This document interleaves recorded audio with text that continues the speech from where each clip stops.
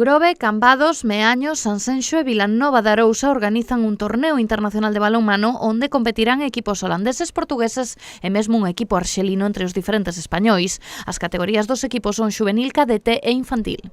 Por supuesto, esto es un trampolín de preparación tanto deportiva como de física y de máxima exigencia, puesto que el torneo requiere y trae unos equipos del máximo nivel para poder llegar a competir al máximo nivel.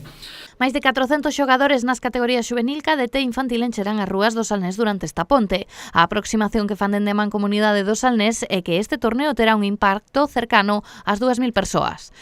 De desarrollar un complejo calendario de partidos como es este, que lleva 6 tipos de categorías, tanto infantil, juvenil, cadete, masculina y femenina, y que pues, se disputan cerca de unos 60 partidos y que realmente es unha maraña de idas e venidas. Dende a Federación Galega de Balonmán esperan unha importante participación tanto na pista como nas gradas debido á promoción realizada do mesmo nas redes sociais.